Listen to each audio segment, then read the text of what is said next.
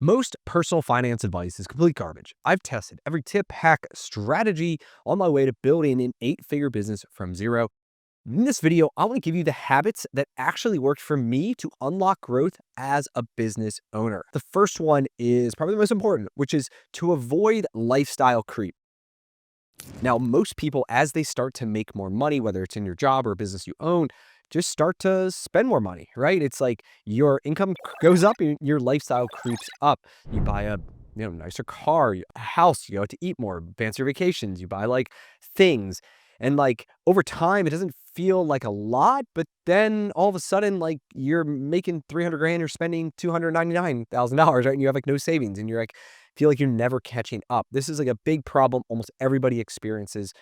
And as a business owner, though, like you have so much control over how your business grows. And for me, I understood the power of compounding and that as much money that I could save in the business and reinvest to grow, that while it may not feel like a lot in the beginning, it can really become some massive numbers over time. And so I did my very best to slow the like personal burn rate as much as possible. So I bought my business in 2016, my first one. I would say by 2018, 2019 is really when I started to make, significantly more money.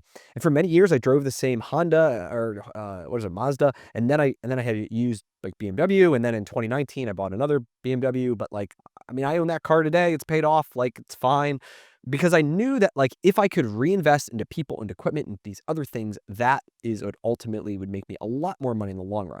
And so that is gonna be a common theme. But like avoiding lifestyle creep and having a really good control on the money that you spend is by far like the biggest thing that you can do and avoid as much of that as possible. Number two is to automate savings, automate investment. So in the business, I set up 3 bank accounts. I set up a operating account, so like all the money comes into the operating account. I have a tax account and a profit account. I estimate how much money I'm going to owe in estimated taxes, and then I allocate money into that account every week. Now it might be $1,000 a week or $10,000 or 20,000, doesn't matter. Kind of as the business grows, I just move more money based on what I think I'm going to owe, because then at the end of the year, in like April 14th, normally I make those payments, and that money is coming right out of the business's kind of escrow savings account, and I'm not like scrambling to figure out like where that money's going to come from. And then I have a profit account. And my profit account is one that I move money based on essentially how much money I have in my operating account. Like I say, hey, I want to keep, let's just say $30,000 in the account. And then anything over 30, I move over. I like take a haircut on it. So if I have 35, boom, I take 5 over. And then that profit account, even if it's small in the beginning, that's okay, starts to grow and grow and grow. And then my goal is to keep that money in there as long as I can to then use that to invest back into the business. That is the one that I use for the next opportunity. Or if I feel like there are no opportunities, I take it out personally and then I invest it into, Vanguard funds or like whatever I'm going to do personally. And then on the personal side, we have a 401k set up. Same thing, max out my personal contribution to that, which is like what, $65,000 a year, something like that.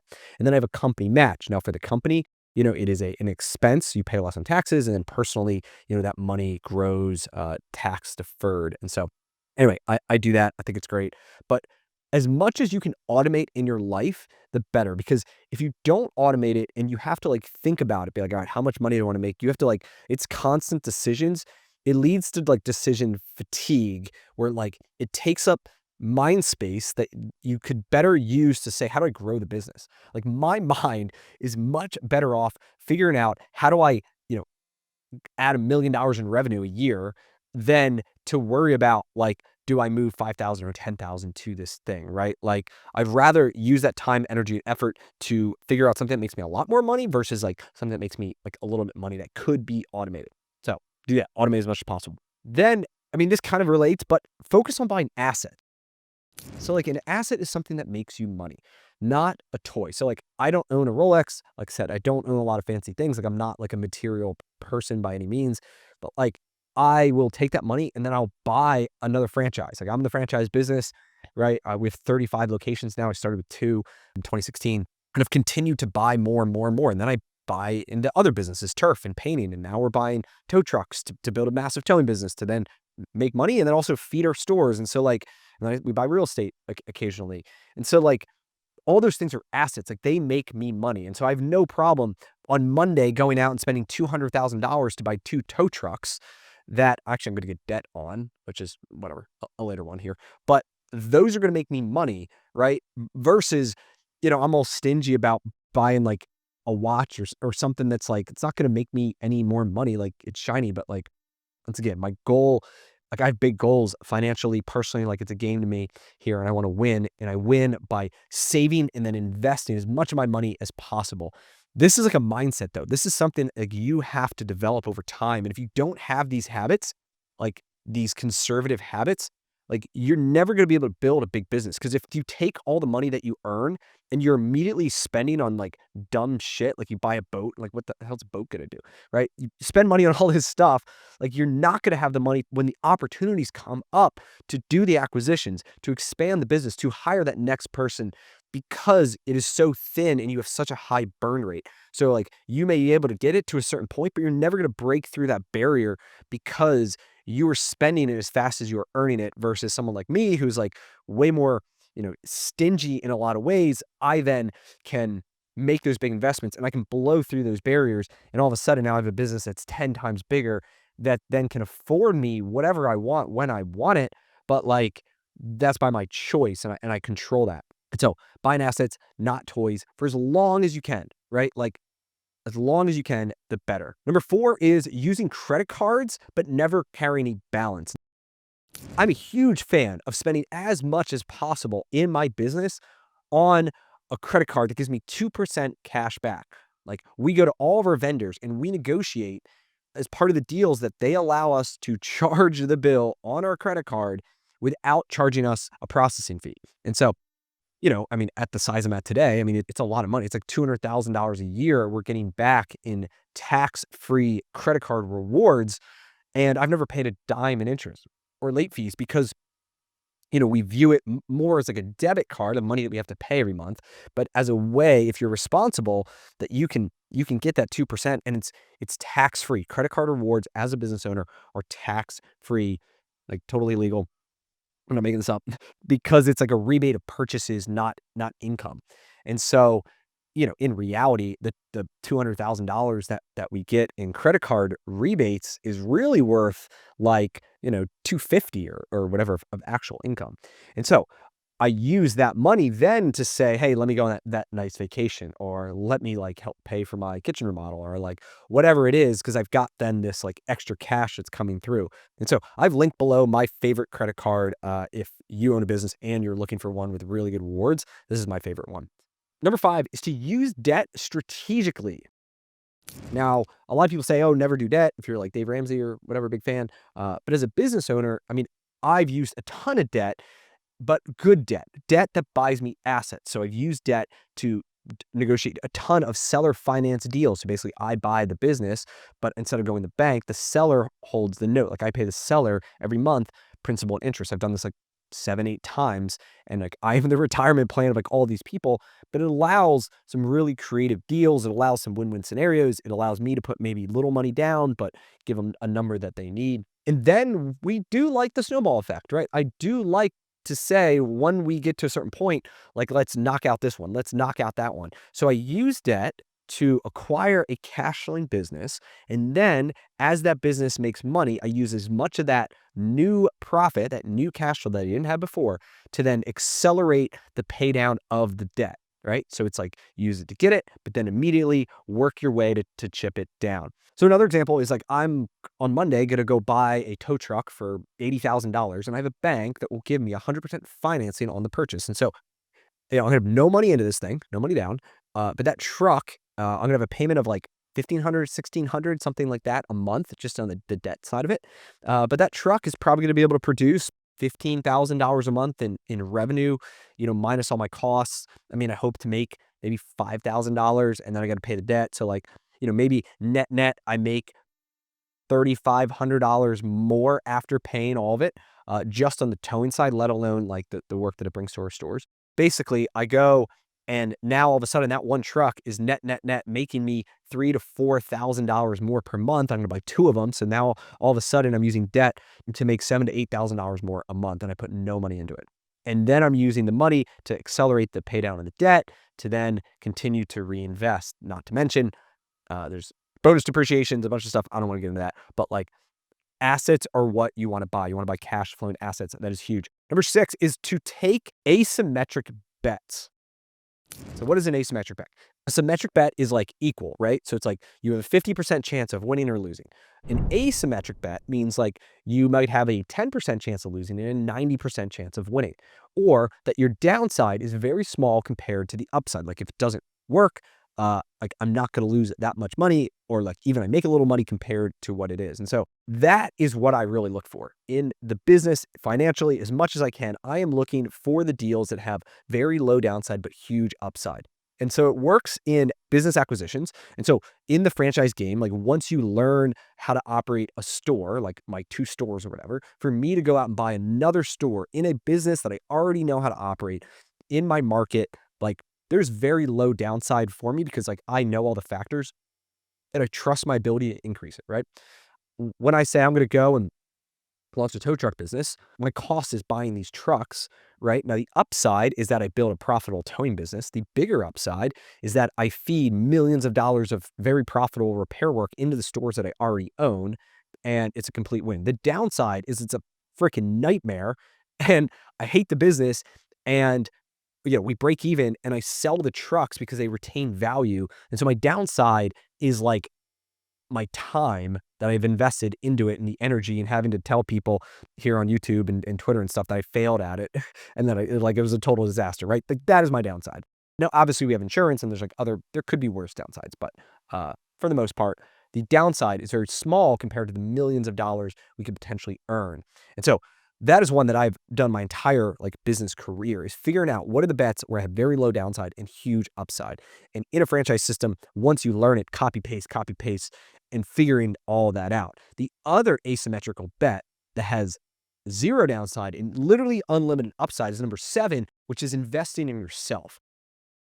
There's no better investment than investing in yourself, in your own education, in your mindset, in the things that you believe. I used to think like everyone else, so like mindset's like a guru, and I thought Tony Robbins was just like people crying, and I don't know, whatever. I didn't understand it. But then I surrounded myself with other people who were like worth 100 million, 200 million, people that like were absolutely crushing in the business world. And, you want to learn from other people like, where you want to be. And so from those people, I was like, well, what did you wish you knew? What are the best investments you made? Like I was asking like some financial questions, and they said a lot of it was just like working on themselves and like realizing that the only thing that was holding them back from growing was themselves. And so then I got into all this stuff and I said, all right, let me figure that out. And I realized back, in the earlier days that like I limited my own business because of my own limiting beliefs. Like I thought that I personally had to be able to touch everything, and that if I couldn't physically touch it and drive to it within 15 minutes of my house or whatever it was, that it would fail. And if it would fail, it would be embarrassment. And like, there's all these reasons not to do it. And so I turned down doing all these deals because I didn't believe in myself and my ability to do it. And then I learned the phrase, why not me? Like if other people can do it and they have success, why not me? These other guys, like weren't any more like smarter. They weren't any more educated. They didn't have like any more connections initially. They just said, why not me? And if like other people can do it, I can do it. And they trusted that they will figure it out. And so that clicked with me. And I said, all right, screw it. I can do it. Right. And so that's what I did. So then we started to make these big bets, and we started to answer that question and say, yeah, you're right, I can do it. And so we started to push outside my comfort zone, which led to doing deals in New Jersey and Allentown and getting into new business ventures and hiring people that I never would have hired before because I believed in myself and I believed in our ability in the team. And all of that just like opens up your mind to a whole new possibility that you didn't even know exist. Like all of us live in this like bubble, right? Like there is a bubble that we all live in. Like I still live in a bubble. And for the most part, our visibility is at the edges of the bubble. You only think of what's possible if you can see it. Your belief of what you can build as your business, personally, like whatever, is limited by what is right in front of your face. And by investing in yourself, by surrounding yourself with like other people who are doing cool things, who have a bigger bubble than you, it pops that bubble. or it expands the bubble at least to see like, wow, like what is possible and other people have done it and you learn how they did it. And a lot of it was nothing special. It was just a matter of they had the vision, they took the action. Like they might have messed up, but they figured it out. And so all of that comes back to investing in yourself and belief that if they can do it, you can do it. And what does that look like? I mean, first it was joining mastermind. So I paid money to be in a group, to be surrounded by other people doing really cool shit, which has inspired me to create my own group called 8-Figure Franchisee. So this is for existing franchisees that want to surround themselves with me and other people who think similarly and are trying to up their game and want to be surrounded by other people who are winning. Soft pitch here. If you're a franchisee and you want to be in a group that I lead and people like me, you can shoot me a message. You can learn about it. But find a group that resonates with you. And if you're into real estate, if you're into like adventure, whatever it is, it's a matter of finding like-minded people and paying to be in a room and showing up and taking it seriously. I've hired business coach. I've had a business coach for 4 years. I pay him $20,000, but over $100,000 I paid him. But all of that was to help accelerate the things that I wish I knew. Now, obviously, if you're just getting started, can't afford that. It's totally like I couldn't either back then, but it's a matter of learning these things and not being afraid to put your money, and then the money makes you serious, and then you take the action that you wish you did, and you have this accountability. And so I'll get off my horse here, but big one there. Number 8 is to track your net worth every month. So starting in January 2020 is when I really started to track it. And I made this massive spreadsheet. I'll link to it below if you want to like get a copy of it or whatever. But basically every single month I track my net worth. Like what did I ballpark my business was worth?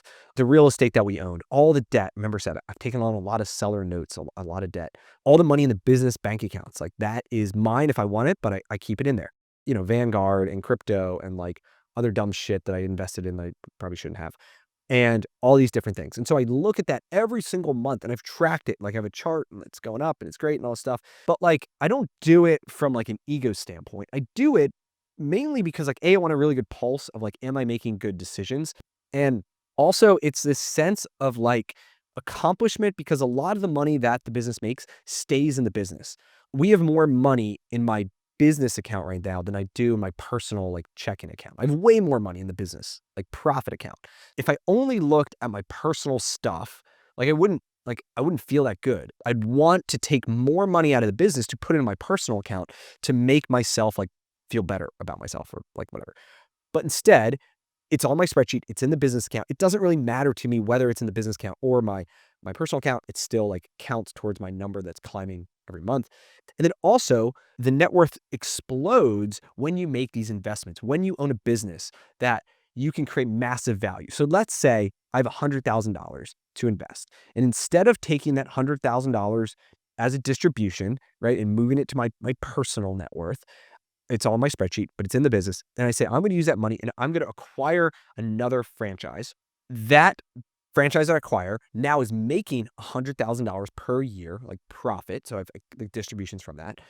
But then it's worth now probably $400,000. So all of a sudden, my net worth went from like, let's say $100,000 of that cash to I made that investment into that cash flowing business that we like basically created or improved. Now it's worth 400,000. So I 4x'd that piece of money to my net worth. So that is just like what I've done over and over and over again, and goes back to like the things I talked about in the beginning, which is like you automate these savings to allocate the money, and then you take that money and then you invest it into assets that cash flow, and then you use debt strategically to buy more assets in things that you know very well, these asymmetric bets, and all while like investing in yourself and tracking along the way. And then as part of this process, I review the numbers. I go through that sheet, every month, and I look at like, what's the revenue? Like, where are we out on the debt? What are my recurring charges that are like hitting my credit card every month, and like going through those? Like, I'm totally okay for like trying things, but like at a certain point, you cut what you can. I look at distributions. I look at like, hey, there's credit card rewards at 2%. Like I go through all these different things. And if something was off, I really can dig in and figure out like what was wrong with this and try and come up with a solution. So it's really good to have like a time that you do it every month. For me, it's it's usually like the Sunday or whatever. It's like right at the beginning of the next month to review the previous month and go through it. At the same time, I'm going through my financial goals. So I set a 1 year, a 5 year, and a 10-year target. So I set like a couple different goals. And then I reverse engineer to think back to like what I need to do to hit these. And I believe that all these goals should be massive, like so big that they make you feel a little bit uncomfortable. Like, I don't think we can do that. Or I think it would take a massive amount of action to be able to hit that is really what you want to think through because you want that sense of urgency. Like I want a sense of urgency that time is ticking here or I'm watch this one. And we need to get moving on doing whatever this thing is. And so set these big goals and just like have this massive sense of urgency to push it forward as fast as you can. And then number 11 here is to think in decades, not months. So I want to be able to like think through this filter of like, if I were to, Brian in like 10 years from now, would he look back on the decision that I'm making today? Big decisions, right? Not little ones, but like big decisions and say like, this was a great idea. Or is he going to be like, you're an idiot? Like, why did you waste your time doing all these stupid things when you should have just been focused on this thing? So that's what I really try and do is I try to look back. And even now, like it's been almost a decade since 2016 when I bought my first one. And I look back to the things that I was doing then. I'm thinking that was a pretty good idea. But then I look to like 2017 and I got into a business I shouldn't have. I diversified too soon. I got into something that distracted my personal attention too quickly and which hurt growing the auto repair business, which led to me turning down multiple deals that would have added probably 10 million a year to my revenue right now if I didn't have that distraction and that weight on my shoulders and I believed in myself a little bit more. And so I want to think back to like in 10 years from now, what would I think of Brian's current day self and if that was a good idea or not. And normally I don't talk in third person either, by the way. All right, number 12, cut ruthlessly. So like I think that businesses get so bloated with expenses. They get bloated on the biggest one's people. It's just payroll. Like as your company grows, you grow in headcount, and then you have this belief that we need all these people, but because it's like the way we've always done it, and like, but then other people are running like way leaner, or they just have better people doing other things, using technology, leveraging outsourced or remote talent, and there's so many ways that you can cut your expenses and really stay sharp. Like I would much rather run a business that runs a little bit lean but has really good margins than I see these other guys that have this massive overhead and this massive like, all these subscriptions and all these things and they have like razor thin margins. Like that's a lot of stress. And so I'm all for trying new things. I'm all for forward investing into people, into assets before we think we need them. But we have to see a return on those things. Like it has to be worth it. If not, there's no point. Like that is money that you're literally lighting on fire every single month that should be used to reinvest in the business, buy assets that make you money. I literally go through all the software. We go through subscriptions. We work with like trash vendors to renegotiate. Like we just saved $30,000 on a Comcast internet account. We are constantly going through to figure out what can we cut, what do we don't need, where can we have a single vendor that can replace multiple ones, right? Where do we have leverage? As your business grows, like you have more leverage in these things. It's hard when you're, to have negotiating power when you're newer, but just having that mindset to no matter how big you get, to continue to really focus on margins and getting all your people on the same board. Like we pay as many people as we can based on the profitability. We share P&Ls, store managers, district managers, C-suite executives now in our organization. And all of that, everyone's paid on profit. So like if they see something that is costing is the business money, like that hurts their bonus as well. And so we really want to create this culture of this like profit-driven mentality, not just sales. Because if it's just sales, they all care about sales. It's like, hey, this tool helps me sell like $1,000 more a month, but it freaking costs $2,000 and they don't care, right? Align incentives, cut ruthlessly, and you'll be fine there. And finally, I think it's to really just define your money philosophy. Mine is obviously one of a couple things that matter to me. Number one, I understand the power of compounding interest, right? If you understand compound interest, that the longer that you can delay gratification and the longer that you can let money work for you, the bigger the rewards, right? So for me, I'm trying to get to $100 million a year revenue business in a year and a half from today. I'm at 50 right now. So I want to literally double the size of my company in a year and a half. And I want to primarily do that through same store growth. Like I literally want to double the sales out of the same exact stores we have. And that is a massive, massive like endeavor versus if I just like acquired $50 million of revenue, right? Like it's way easier to buy it. It's way harder to grow, but it's way more profitable to grow it. And that's the route that I want to take. It's like choose your hard, right? And so for me, it's a matter of like, what are the things that get me there faster? I want to invest in the things that get me there. So my money philosophy is I want to leverage the power of compounding, and then I would invest in assets that get me. Now, the assets could be people too. So like I have invested in a rock star leadership team at our company that has allowed the company to grow way faster than me. Like they are all better than me in a lot of ways. And I love it. Like I don't want to be the smartest person in the room. Like I was for years, but now like I want to find great people who are better at it than me. And then I enable them to go and build the business, right? And reward for that through our profit programs. For me, I want time freedom, right? I value my time freedom more than like anything else. And so having a big business with good margins that can afford good people is how you get your time back. That allows me to go to Disney for a week and Dollywood for a week and allows me to go to Europe and like my phone doesn't ring because I have a great team that takes care of all this stuff, right? And so a lot of that, though, only happens when you can build a company that's large enough to support the team that you need. And you're never going to get there if you go back to number one here and you have this total lifestyle creep. Like if in 2016, 2018, 2019, like if I was spending tons and tons of money because I could, I would not be where I'm at today. I would not have the time freedom, the financial freedom, or the opportunities that lay at our doorstep if I had irresponsible money habits. I hope this was helpful. If you own a business, audit your own life, go through these things, automate as much as possible, focus on assets, leverage debt, the whole thing. And I linked all the stuff that I talked about below. And I would love to hear from you. Like, is there anything I missed, right? Is there anything that maybe you're doing that you think have been a game changer for you from like a personal finance, but really intertwines as a business owner? Or if there's anything that stood out, drop them in the comments below. I'd love to read them and I'll respond, and I'll see you in the next video. Cheers.